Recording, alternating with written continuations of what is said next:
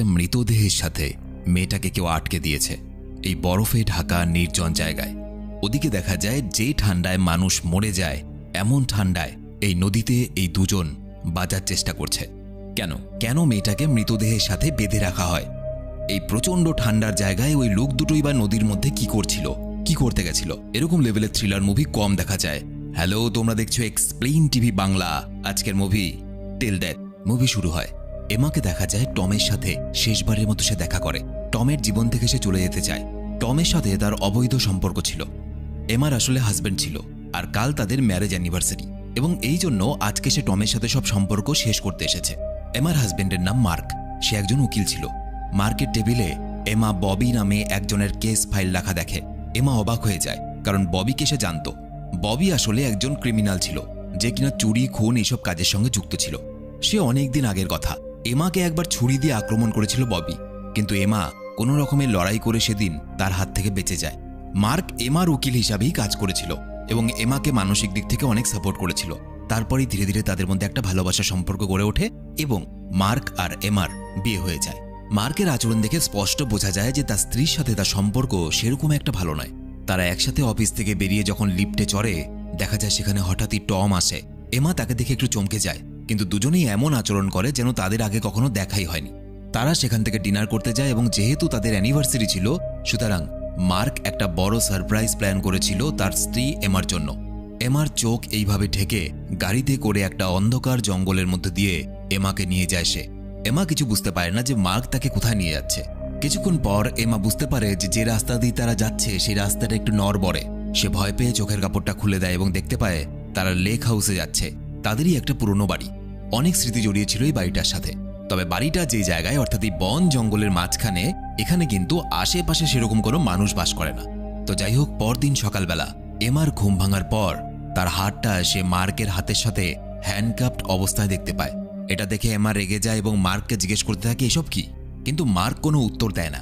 হঠাৎ দেখা যায় সে নিজের বন্দুক বের করে আর নিজের মাথায় গুলি করে এমার কোলে পড়ে যায়।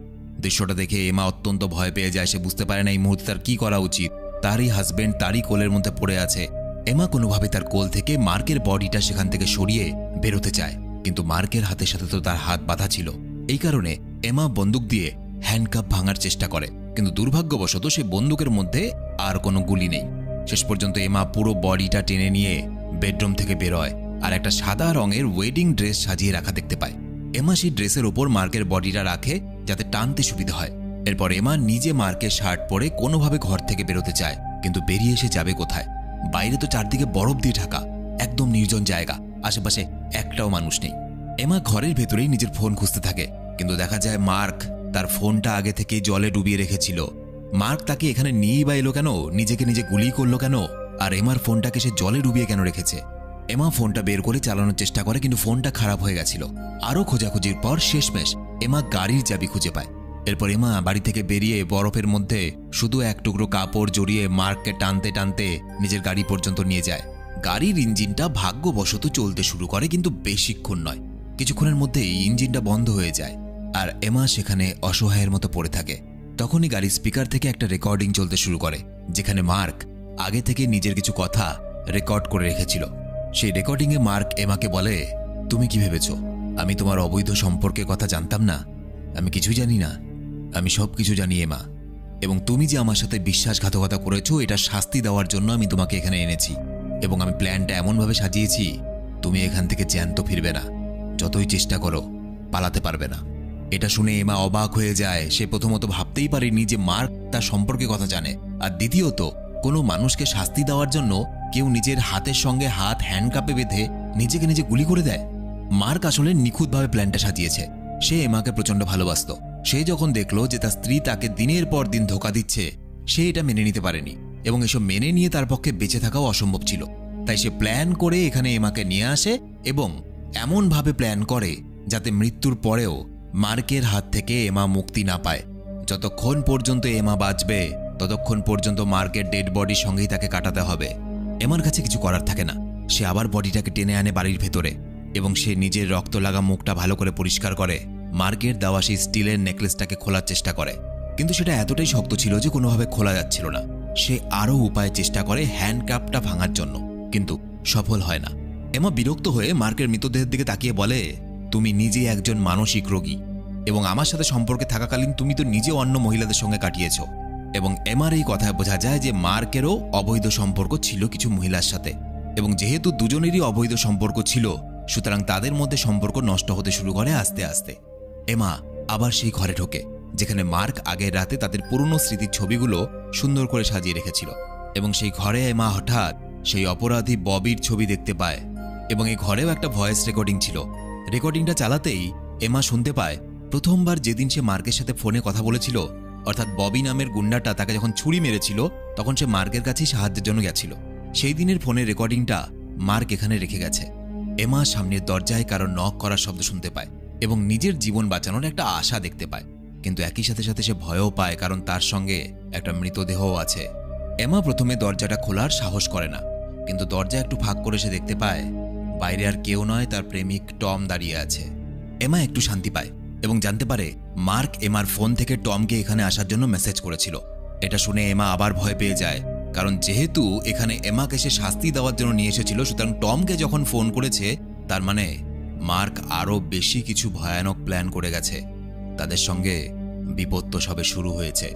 টম যখন ঘরের ভেতরে আসে মার্কের রক্তে ভরা দেহ দেখে ভয়ে চমকে যায়। টম জানায় যে মার্ক নাকি তার উকিলের চাকরি হারানোর অবস্থায় ছিল, বেশ কিছু বেআইনি কাজ সে করেছিল এবং যার জন্য ধরাও পড়ে গেছিল, এবং এই জন্য পুলিশ তার পেছনে লেগেছিল।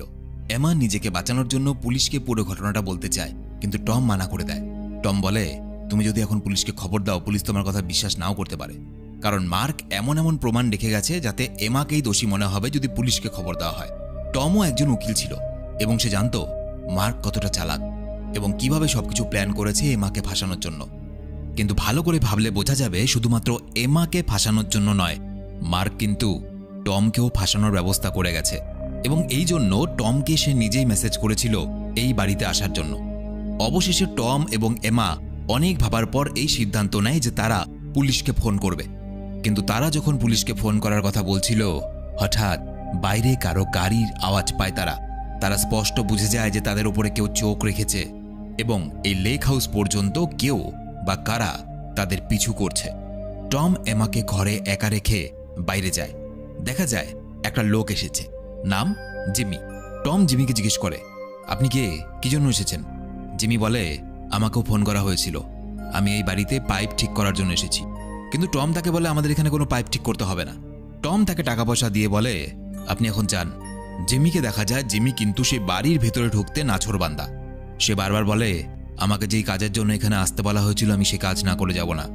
টম কেমন যেন একটা গম্ভীর হয়ে যায় এবং সে আবারও মানা করে। এরপর দেখা যায় পাইপ ঠিক করার লোকটা অর্থাৎ জিমি কিন্তু একা নয়, সাথে আরেকজনও ছিল। সে সোজা আসে আর টমের ওপর চাকু দিয়ে বারবার আঘাত করতে থাকে আর বাড়িটার ভেতরে ঢুকে পড়ে। এমা প্রচণ্ড ভয় পেয়ে যায়। সে ভয়ঙ্কর লোকটা আর কেউ নয়, সে ছিল সেই অপরাধী যার নাম ববি। আসলে মার্ক মারা যাওয়ার আগে ববি আর জিমিকেও সেখানে ডেকেছিল। এটাও তার একটা প্ল্যানের অংশ ছিল, যাতে ববি তার নিজের সব রাগ এমার ওপর মেটাতে পারে।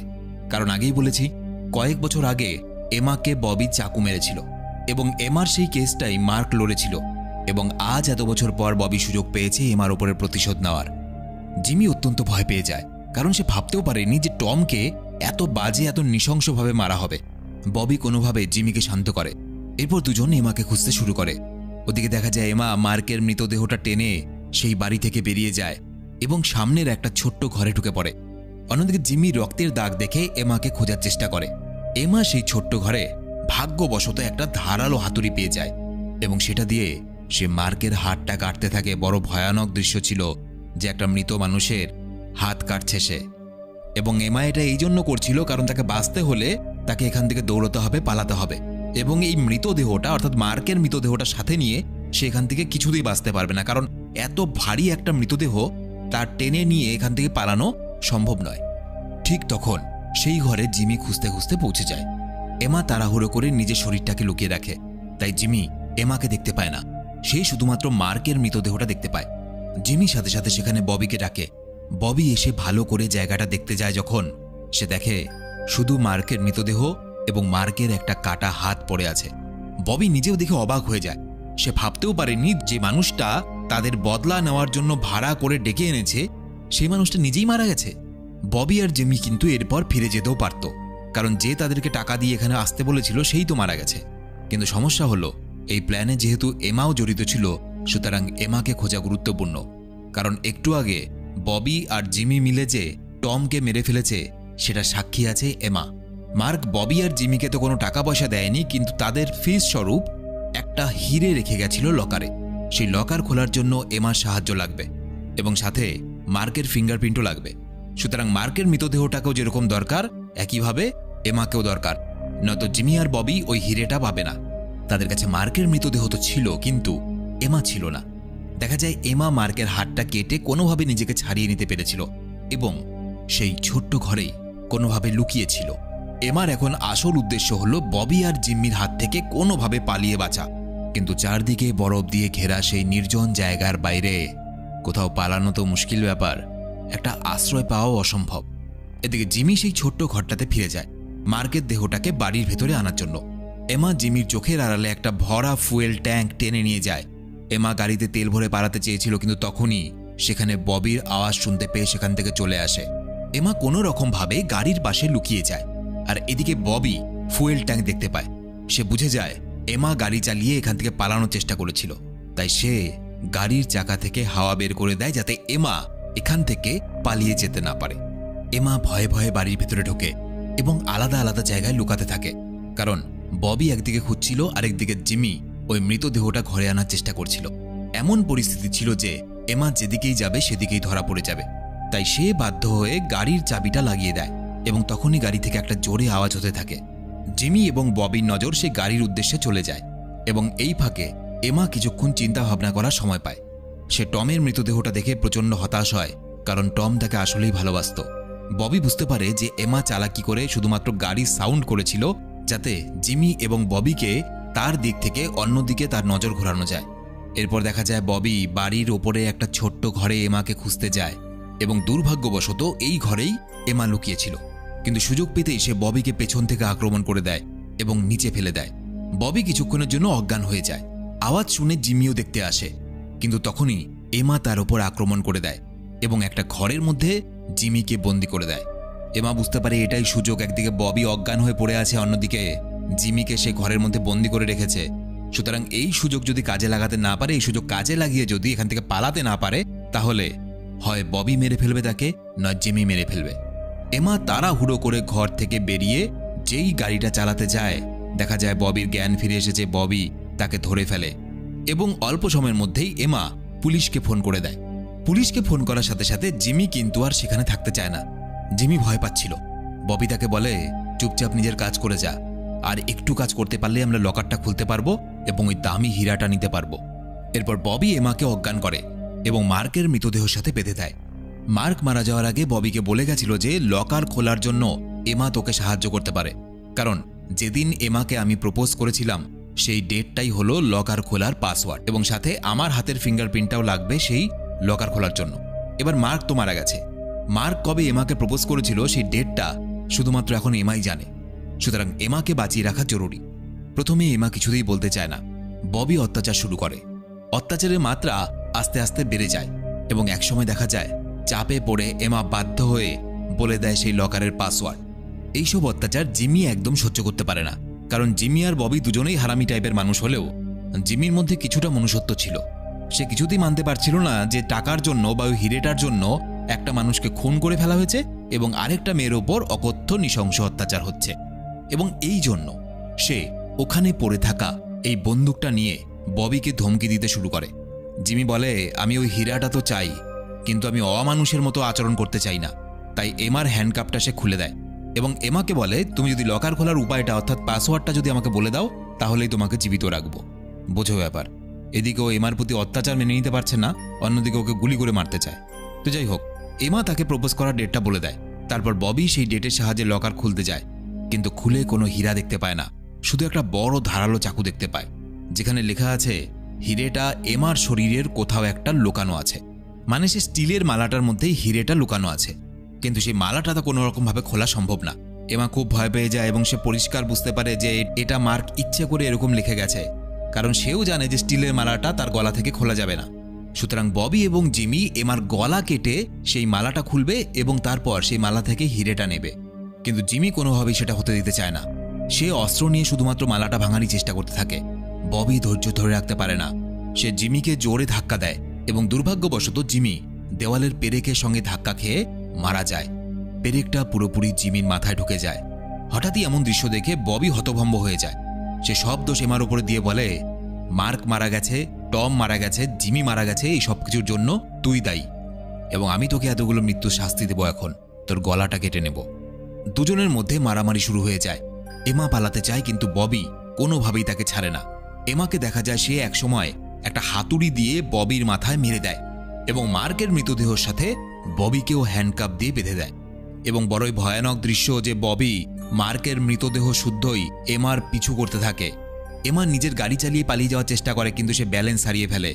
গাড়ি গ্যারেজ থেকে বের করতে পারলেও এমা পালাতে পারে না।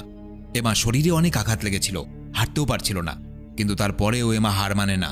কোনো মতে আহত খালি পা নিয়ে বরফে পালানোর চেষ্টা করে। ববি তাকে ধরে ফেলে কিন্তু এমা শেষ পর্যন্ত ববির বুকে চাকু বসিয়ে দেয়। কিন্তু তাতেও তাদের মধ্যে লড়াই শেষ হয় না। মারামারি চাপে একসময় সেই জায়গার জমা বরফ ভেঙে যায় এবং যেহেতু সেই জায়গাটার বরফের একটা শুধুমাত্র স্তর ছিল, তার নিচে ছিল একটা নদী। সেই ভাঙা বরফের মধ্যে মার্কের মৃতদেহ জলে পড়ে যেতে থাকে। তার শরীরের ভারে স্বাভাবিকভাবেই ববিও নিচে পড়ে যেতে থাকে, কিন্তু সে এমার হাতটা ধরে ফেলে শেষ মুহূর্তে এবং তাকে সাথে নিয়েই সেই ঠান্ডা নদীর মধ্যে পড়ে যায়। তিনজনই সেই জলের মধ্যে ডুবছিল। চারিদিকে কেউ কোথাও নেই। এই নির্জন এলাকার মধ্যে কেউ জানেও না যে দুটো জ্যান্ত মানুষ এবং একটা মৃতদেহ ওই জলের মধ্যে ঠান্ডা নদীর মধ্যে ডুবে যাচ্ছিল। ববি এর মধ্যেও এমাকে মেরে ফেলার চেষ্টা করে কিন্তু এমা যে চাকু দিয়ে প্রথমে আক্রমণ করেছিল সেই চাকুতেই ববির চোখে আক্রমণ করে। কারণ যদি ববি চোখেই না দেখতে পায় তাহলে এমার সাথে লড়াই করবে কি করে।